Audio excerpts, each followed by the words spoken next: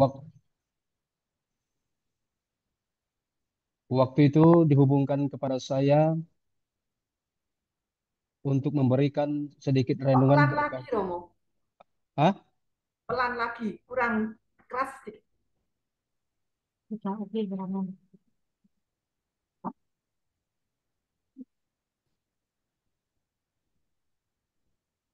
Apakah sudah oke? Sudah, Romo, sudah bagus. Oke. Sudah oke, sudah oke. Ya, Bapak Ibu, saudara-saudari terkasih, waktu itu dihubungkan kepada saya berkaitan untuk memberikan renungan ini dan saya menyetujuinya.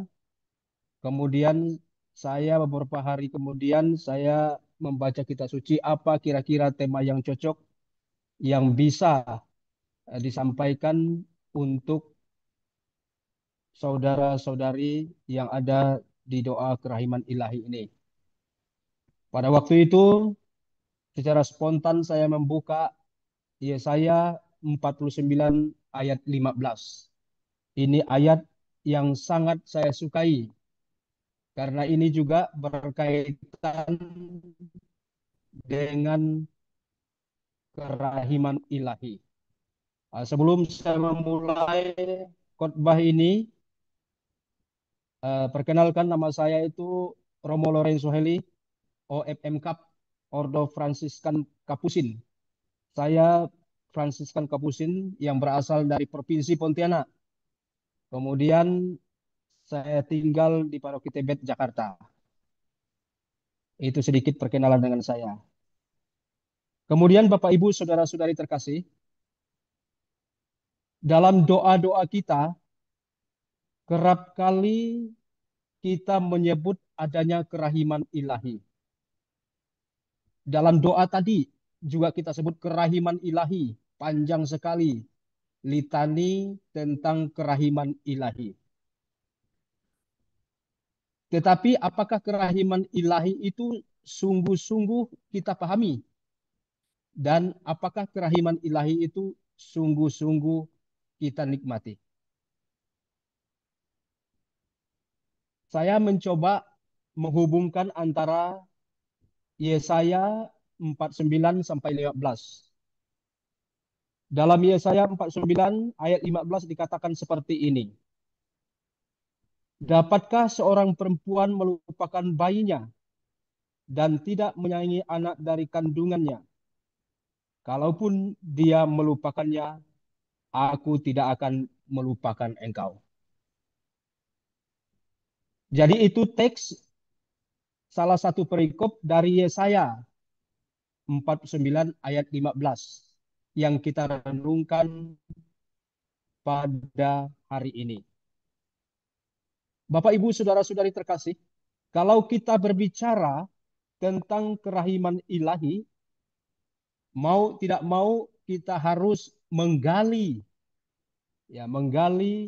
asal muasal kerahiman ilahi itu. Secara harfiah, kerahiman ilahi berasal dari dua kata, yaitu rahim dan ilahi. Rahim dan ilahi. Bapak Ibu tentu tahu hal-hal yang berkaitan dengan rahim. Seorang ibu mempunyai rahim yang berguna untuk melindungi, menyayangi anaknya, untuk menjaga anaknya, untuk menumbuh kembangkan anaknya dalam rahim itu. Nah, kerahiman seperti itulah yang kita pakai untuk menunjukkan kerahiman Allah. Ilahi itu Allah, Tuhan. Jadi kalau demikian dapat kita katakan bahwa kerahiman ilahi adalah Allah yang melindungi, Allah yang menghidupi, Allah yang menghangatkan, Allah yang menjaga, Allah yang tidak melupakan. Seperti ayat dalam Yesaya tadi. Dalam bahasa Latin dikatakan misericordia. belas kasihan Tuhan. Ya. Kerahiman ilahi itu belas kasihan Tuhan. Dan belas kasihan Tuhan itu ditunjukkan melalui berbagai cara dalam kehidupan siapapun. Cuman yang membuat kita itu kadang-kadang tidak merasakan kerahiman ilahi karena ketidakterbukaan hati kita kepada kerahiman ilahi itu. Kerahiman ilahi sangat diperlukan dalam kehidupan kita. Kerahiman ilahi itu sangat diperlukan untuk doa-doa kita. Bapak, Ibu, saudara-saudari terkasih, mari kita sedikit menggali Yesaya 49 ayat 15 tadi. Dalam Yesaya 49 ayat 15, ada beberapa hal yang perlu kita gali. Ya. Pertama seperti ini. Poin pertamanya adalah kasih seorang ibu. Ya. Kasih seorang ibu. Tuhan itu menggambarkan kasihnya seperti kasih seorang ibu kepada anaknya. Kasih seorang ibu kepada anaknya yang secara alami sangat kuat dan penuh kasih. Ibu yang baik secara alamiah tidak akan melupakan, bahkan tidak akan mengabaikan anaknya. Ini secara alamiah ibu yang baik. Maka kalau begitu kita heran biasanya dalam berita-berita, dalam video-video yang kita terima, ada seorang ibu yang dengan tega mengusir anaknya atau membunuh anaknya. Padahal Tuhan mengatakan secara alamiah seorang ibu itu tidak akan melupakan anaknya. Dan kasih sayang dari ibu itulah yang dipakai oleh Tuhan untuk menggambarkan kasihnya. Itu poin pertama. Poin kedua dari Yesaya 49 ayat 15 itu, kasih Tuhan itu jauh lebih besar. Kasih ibu sudah besar. Kasih ibu sudah hebat. Ibu melahirkan, mengandung, melahirkan, dan membesarkan anak. Tetapi kalau dibandingkan dengan kasih Tuhan itu lebih besar. Kalau ibu hanya terbatas mungkin kepada anaknya saja, yang secara alamiah dia tidak akan pernah melupakannya, kepada keluarganya saja, kepada kerabatnya saja. Tetapi kasih Allah itu jauh lebih besar. Meski kasih ibu adalah kasih yang paling kuat dan besar dan tidak terbatas, Tuhan menegaskan bahwa kasihnya kepada umatnya jauh lebih besar dan tidak terbandingkan. Kasih Tuhan itu seluas segala kenyataan. Tidak bisa kita hitung dan tidak bisa kita gambarkan sebenarnya dalam bahasa kita. Karena begitu besar kasih Tuhan yang maha baik itu kepada kita. Ketika kita bangun misalnya, kita kok masih hidup, nah itu juga merupakan kasih Tuhan. Ketika kita mendapat rezeki dalam kehidupan kita, itu juga kasih Tuhan, belas kasihan Tuhan. Ketika kita berada dalam keterpurukan, hidup kita hancur lebur, keluarga kita hancur lebur, itu juga Tuhan bersama dengan kita, dia menunjukkan jalan.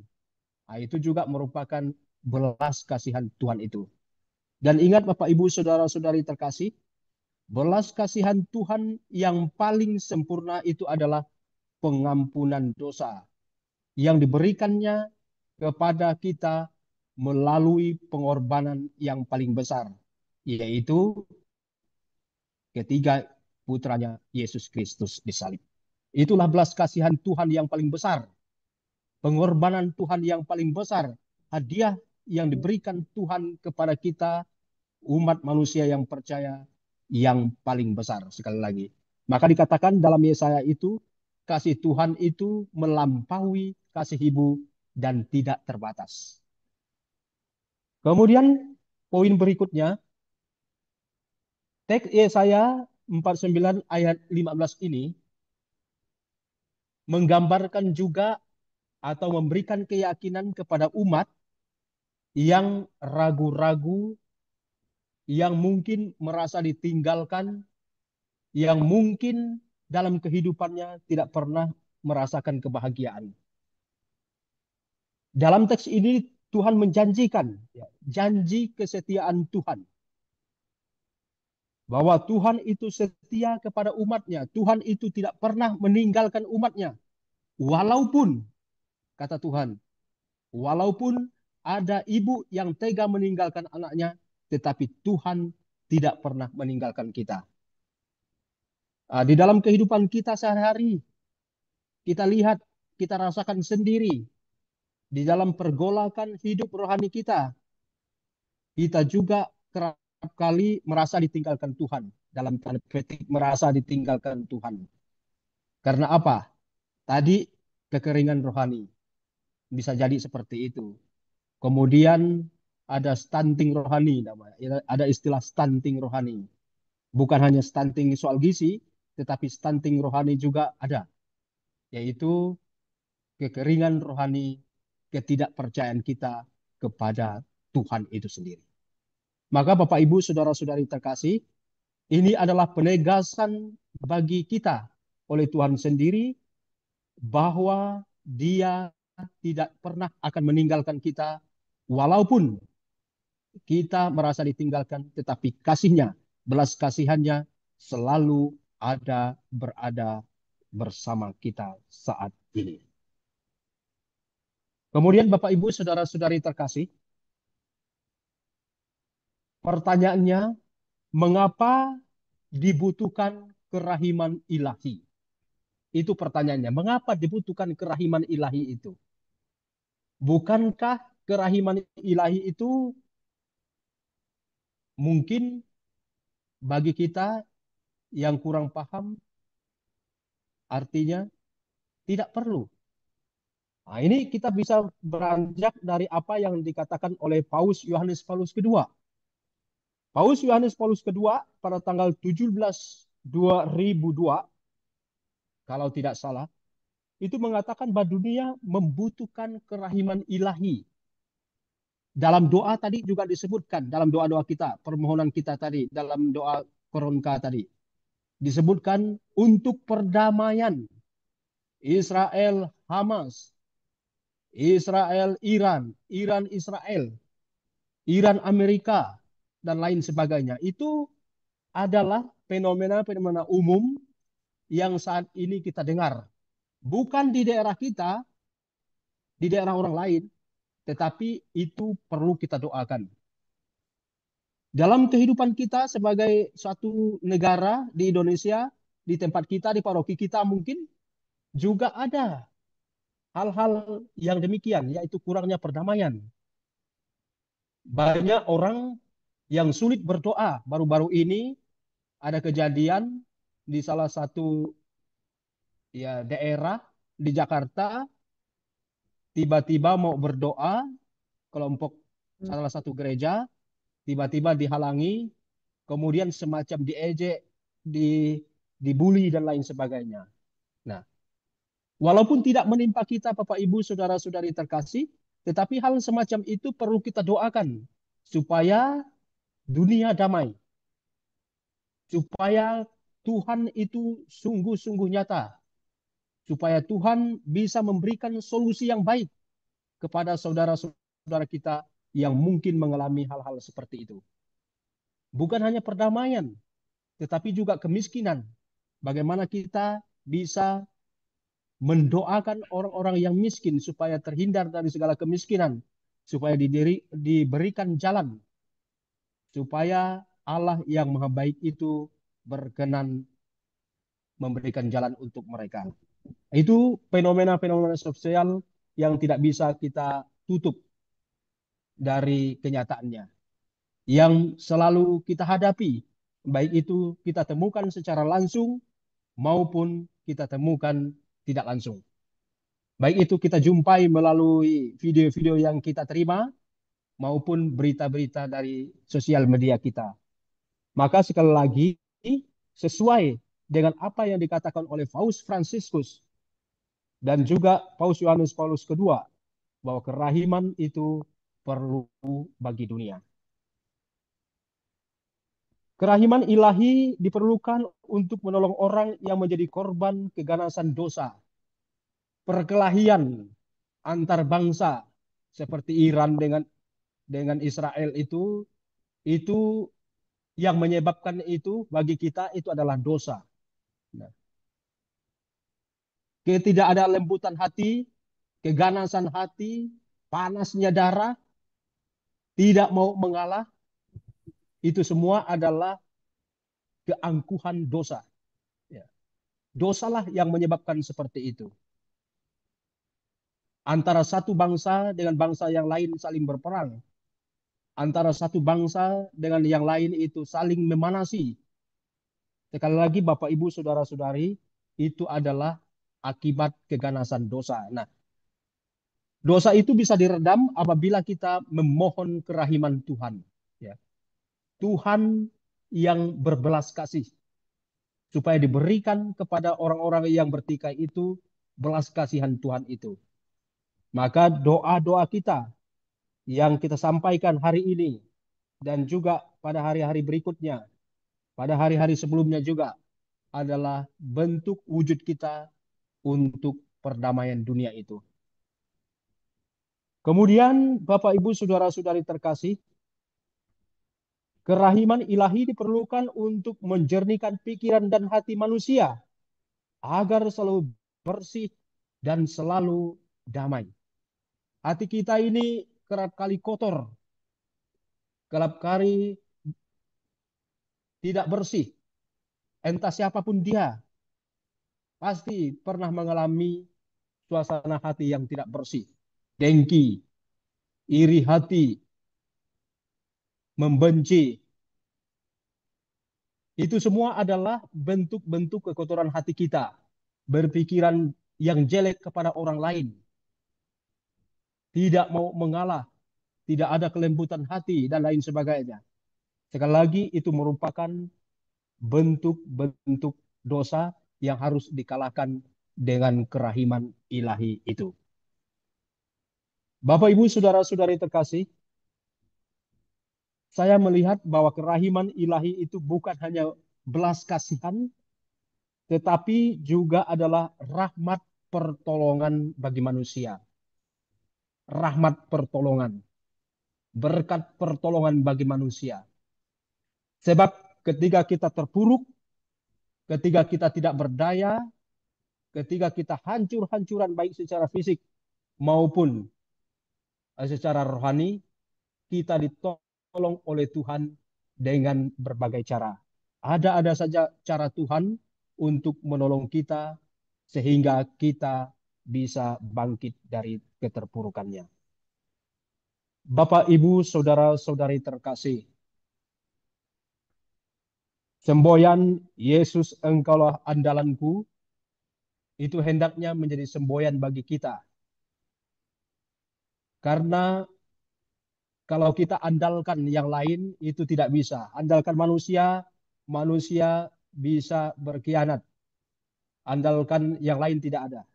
Tetapi andalan kita satu-satunya dan kita percaya itu adalah Yesus Kristus sendiri. Dia yang memang diutus oleh Tuhan, diurapi oleh Tuhan untuk bersama-sama dengan kita. Maka dalam Ekaristi itu Romo mengatakan biasanya, Tuhan bersamamu, umat menjawab, dan bersamamu. Itu mau menegaskan kembali kepada kita bahwa Tuhan senantiasa hadir. Dia yang ada kini dan nanti. Dia tidak pernah meninggalkan kita sampai kita menghadapnya. Maka Santo Fransiskus dari Assisi itu sering mengatakan, kalau kematian itu kita pandang sebagai bencana, kalau kita manusia yang biasa, anggap sebagai bencana, anggap sebagai keputusasaan, anggap sebagai sebuah dosa. Tetapi bagi Fransiskus, maut itu bukan bencana, dia adalah saudara. Dia adalah saudara. Karena apa? Karena dengan kematian, dengan maut, kita diarahkan untuk selalu ingat dengan Dia Sang Pencipta kita. Kesombongan hati kita kerap kali membuat kita jauh darinya, tetapi dengan kerahiman ilahi kita diselamatkan. Sekian Bapak Ibu, saudara-saudari terkasih yang bisa saya berikan. Terima kasih atas kesempatannya. Tuhan memberkati. Terima kasih Romo sudah bersedia meluangkan waktu dan memberikan